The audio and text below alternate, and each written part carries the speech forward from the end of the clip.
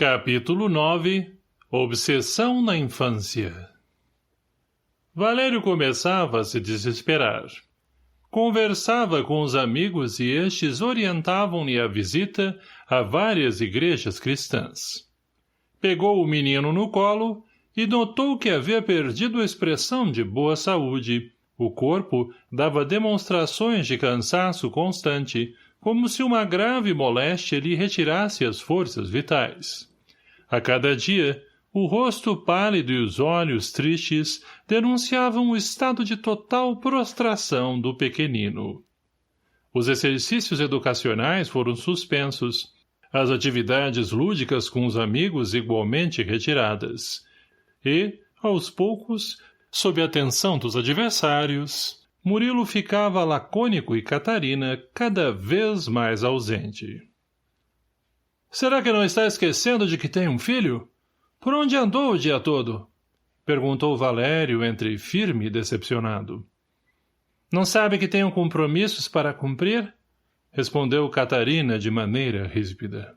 — Esqueceu que combinamos de nos apresentar diante das igrejas na busca de algo superior que pudesse beneficiar Murilo?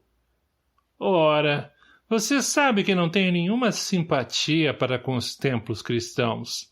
Os pontífices sempre me cansaram e, depois, tenho dificuldades de compreender o Deus apresentado por eles. Murilo está querendo chamar a atenção. Logo tudo isso passará. Valério, visivelmente entristecido e preocupado, pegou o filho e começou uma verdadeira romaria. Visitou vários núcleos do cristianismo, mas o menino não melhorava. Cláudio, o responsável pela obsessão na infância, aproximou-se para a hora extrema, substituindo a inexperiência de Marcos Augusto. Ligou-se ao pequeno Murilo, mais frágil do que nunca, e, porque já estivesse completamente entregue às vibrações negativas, o malfeitor envolveu-o mentalmente, agindo de tal maneira que suas ondas mentais começaram a dominar a zona motora do cérebro do obsidiado. O menino, que caíra em transe, andava pela casa à semelhança de marionete.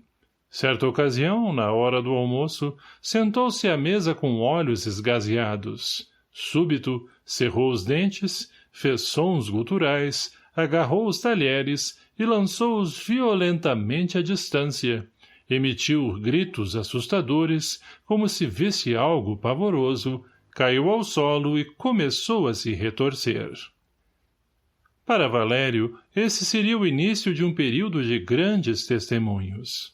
Na realidade, os adversários estavam contribuindo, sem o saber, para que o pai de Murilo encontrasse em meio aos sofrimentos a doutrina consoladora, o espiritismo. Cláudio agia implagavelmente, desprovido de qualquer sentimento superior. Atuava sobre o pequeno herdeiro com toda a sua capacidade de influenciação negativa, porque Murilo fosse portador de grandes débitos espirituais, originados em vidas passadas, estaria, em relação aos êmulos da paz, em sintonia moral que lhes possibilitavam a ascensão sobre o filho de Valério. A cena era de sofrimento. Uma criança de feição angelical repentinamente fechou o senho, contraindo os músculos da face em sinal visível de dor. As mãos crisparam-se como garras prontas para se defender de alguém invisível. Imediatamente, Valério saltou da cadeira em direção ao filho, que convulsionava no chão de olhos arregalados, boca espumante, pernas movimentando-se desordenadas. Em desespero, o pai do menino desejou chamar um médico, acionou, de fato, o sistema de saúde. Enquanto a casa se enchia de pavor, Casimira fora chamada a fim de organizar a desordem da sala. Quando Valério deu-lhe as primeiras ordens, Casimira, diante da cena dramática em que via Murilo, ignorou o patrão, aproximou-se do menino atormentado, ajoelhou-se ao seu lado, colocando a cabeça do pequenino em seu colo maternal. Nessa hora, a médium dedicada viu a figura de Cláudio no ambiente e, de imediato, entendeu do que se tratava. Elevou o pensamento a Deus e, em silêncio, fez prece fervorosa, pedindo ao Senhor pelo menino. Quando Cláudio identificou as ondas mentais de Casimira, começou a gritar no ambiente espiritual. Maldita! Maldita! E, aproximando-se da médium de forma violenta, agitou golpes que transpassaram o corpo da intérprete da bondade. Não fossem a autoridade moral de Casimira e a assistência superior de que desfrutava, sucumbiria às vibrações poderosamente negativas de que Cláudio era portador. Os amigos espirituais da empregada, atraídos pelas preces da servidora do Senhor, entraram em ação, afastando momentaneamente o intérprete das sombras que iniciava o capítulo das expiações do pequeno Murilo. Casimira, a médium da fraternidade, mãos postas sobre a fronte do herdeiro dos Alicante, face iluminada pela elevação do pensamento, coração em serviço caritativo, neutralizou a atividade espiritual inferior dos adversários e, aos poucos, Murilo retornava, despertando vagarosamente. Catarina, a mãe do menino, horrorizada, permanecia à distância. Não tinha coragem de se aproximar do próprio filho. Enchera-se de asco pela saliva que lhe multiplicava e escorria da boca, enquanto a doce Casimira se transformava na ama sincera e fraterna. Quando o menino saiu do transe que o envolvia, a primeira imagem que os olhos do obsidiado vislumbraram foi a da terna servidora doméstica. Ele abraçou-a de maneira afetuosa, olhou a derredor e avançou para o pai num generoso enlace. Valéria assistiu a tudo de maneira assombrada, quando, tentando organizar as ideias, fora chamado pelo toque da campainha, anunciando a chegada dos profissionais da saúde. Murilo fora hospitalizado. Os melhores médicos foram chamados. O responsável pelo caso era bastante experiente. Cabelos encanecidos e barba de prata identificavam os anos de sacerdócio dedicados ao juramento de Hipócrates. Após várias horas de rigorosos exames e severas observações, o médico sentenciou. Sr. Valério, nada indica uma lesão ou qualquer perturbação neurológica. O menino goza de perfeita saúde. De nossa parte, não há o que fazer. E, porque Murilo de nada mais se queixava, o acompanhamento médico, para aquele dia, fora suspenso, programando-se outros exames e visitas, previamente estabelecidas pelo doutor. Com isso, o Sr. Alicante desejou falar com Casimira. O horário, contudo, estava avançado. Procurou a empregada e não a achou. Recolheu-se então na intimidade da casa e encontrou assombrado Catarina dormindo sossegada. Murilo fora por ele mesmo acomodado. O coração do industrial agora pulsava de maneira mais tranquila, porém aquela situação mexeu com ele. Afinal, que forças eram aquelas? Quais mistérios envolviam a vida e a morte? Quais as razões da existência humana? Existe mesmo um Deus criador, como afirmam as teologias tradicionais? Estaríamos sendo governados por forças invisíveis? Como buscar a verdade? Que é a verdade? Embalado por essas reflexões, o Sr. Alicante adormeceu.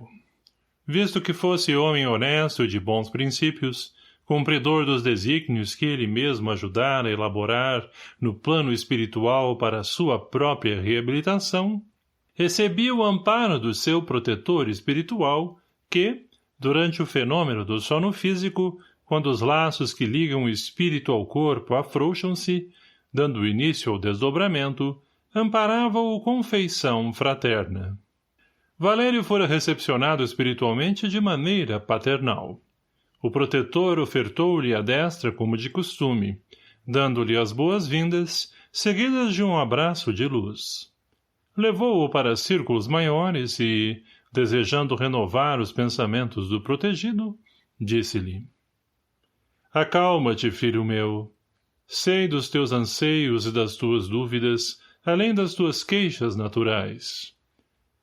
O pupilo esboçou largo sorriso, imaginando que o espírito fosse algum tipo de gênio dos contos de fadas, que eliminam os problemas num passe de mágica. Repousando na entidade todas as suas expectativas de alívio imediato, desejou falar-lhe, no que foi interrompido de maneira incontinente. Não vim livrar-te dos problemas que torturam teus pensamentos. Apresento-me na conta do irmão mais velho, que deseja orientar os que permanecem nas lutas da vida, pelas quais já passamos. Esse período é apenas o início das tuas provas e expiações. Terás de elaborar muito para que Murilo se liberte. Deverás vivenciar os ensinos de Jesus, que por agora permanecem adormecidos em tua alma, para que os adversários que ora te perseguem modifiquem-se à medida em que te transformes moralmente. Segue confiante na certeza de que a misericórdia divina te envolve e que a vitória te espera. O momento é de calma e recolhimento para que o raciocínio te conduza à paz. Agora é necessário que procures uma religião. Não podes mais perder tempo, uma vez que a própria vida te conclama a te religares ao Criador. O amor divino permitir-te-á conhecer o Espiritismo para que, em compreendendo a verdade, ele te liberte. Terás de enfrentar as religiões dogmáticas, os fanáticos e materialistas.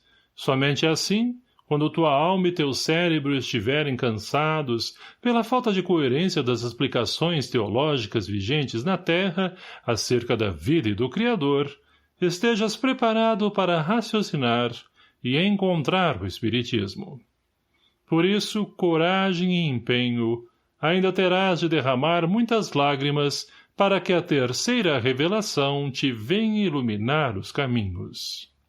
No mundo, prosseguiu o mentor, a religião verdadeira serve como farol, guiando as almas por águas tranquilas ou revoltas.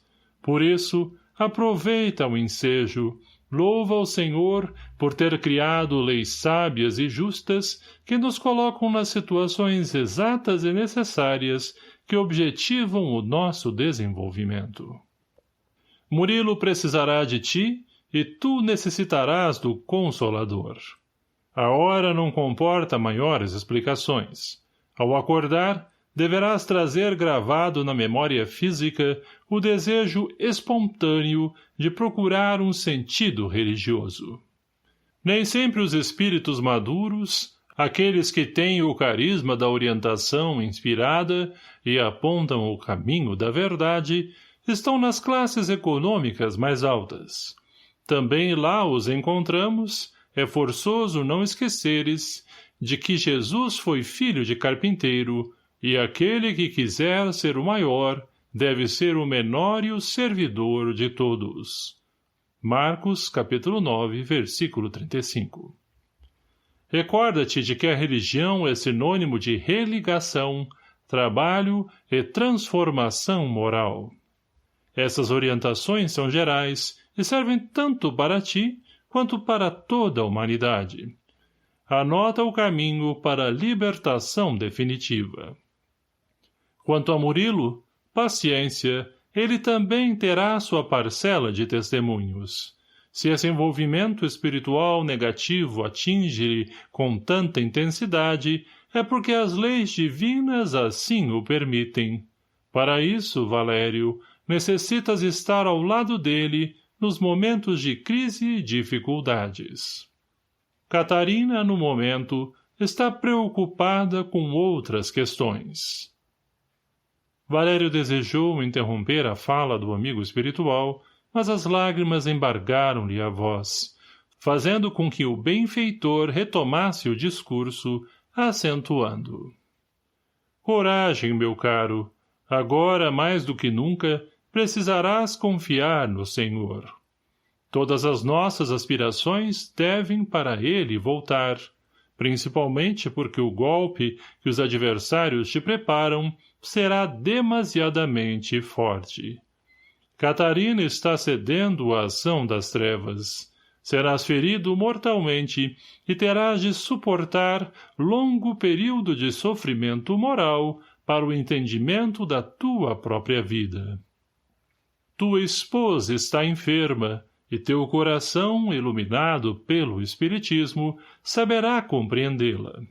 A misericórdia divina é para todos. Deus terá piedade de Catarina. Vai, meu filho, retorna tranquilo para o corpo, desperta e procura com firmeza executar na terra o nosso projeto em teu próprio benefício. E, aproximando-se do tutelado, o benfeitor envolveu-o nos braços afetuosos de pai, conduzindo-o de volta ao corpo. No dia imediato, Valério acordou bem disposto. Sua primeira preocupação foi verificar a saúde do filho. Murilo estava realmente renovado. Embora estivesse dormindo, o semblante denunciava tranquilidade. O esposo de Catarina não esquecera até então o quadro de horror assistido por ele na noite em que a criança desfalecera. E, ainda visivelmente impressionado pelos feitos de Casimira, decidiu procurá-la. Catarina, sua esposa, já havia se levantado, saindo de casa com destino oculto. O pai de Murilo encontrou a empregada, responsável pela reabilitação do filho, envolta nos mais íntimos e dedicados serviços, à causa doméstica. Uniformizada, a serva dos Alicante transpirava, enquanto as mãos ágeis enxugavam a louça refinada da casa. Foi neste interim que Valério cruzou a cozinha, chamando. — Casimira! Casimira! — Pois não, senhor, respondeu a doméstica de olhos baixos e voz respeitosa. — Pode me dar um minuto de atenção? — Ah, sim, senhor Valério. E enxugando ligeiramente as mãos calejadas em pano de prato que trazia nos ombros, colocou-se à disposição para o diálogo. — Casimira, quando Murilo caiu em bruscas convulsões, o que você fez para trazê-lo de volta com tamanha eficiência? Foi nos seus braços que lhe alcançou o equilíbrio. O que você fez? Encabulada, não porque estivesse envergonhada em declinar a sua religião, e sim porque o caso era complexo demais para ser despejado de uma só vez, após alguns segundos de reflexão, ela respondeu de maneira prudente. Apenas pedi a Deus pelo Murilinho. Sim, Casimira, disse o patrão meio contrariado. Entendo, mas pediu a Deus que curasse Murilo de quê? E que Deus é o seu e qual a sua religião? Senhor Valério, respondeu a empregada de maneira reflexiva e cautelosa, creio não seja esse o momento adequado para tratarmos de questões teológicas que requerem reflexões profundas.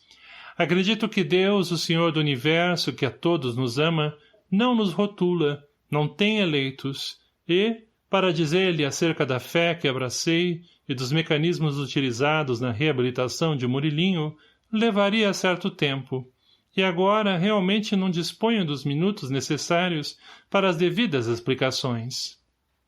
Compreendo, Casimira, disse o patrão um tanto desapontado. Sua objetividade não me deixa alternativa e de fato não desejo perturbá-la. Poderemos marcar um dia e horário para conversarmos mais adequadamente? Ah, sim, senhor. Muito bem, Casimira. Sairei amanhã em viagem de negócios e retornarei em 5 semanas. Quando eu voltar, você deixará o expediente com 2 horas de antecedência para que possamos dialogar melhor. Ah, não, senhor. Prefiro terminar meus deveres no meu horário convencional, na hora correta, e ficarei após o expediente, a fim de que nossa conversa não atrapalhe o cumprimento dos meus deveres. Quando o senhor voltar, basta comunicar-me. Valério ficou visivelmente impressionado com aquela mulher. Que dignidade, que senso de profissionalismo! E as palavras, comedidas, pensadas... Havia naquela criatura uma certa superioridade, um certo requinte espiritual que ele não sabia aquilatar.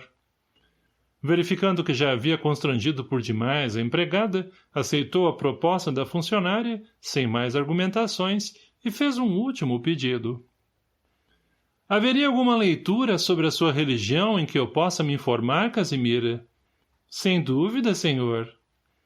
Ela anotou caprichosamente no bloco de recados as obras de Allan Kardec, grifou o nome do codificador e entregou-lhe com um sorriso. Se você gostou desse vídeo, não esqueça de curtir, se inscrever no canal e compartilhar com seus amigos e conhecidos. Que Deus abençoe a todos. Obrigado.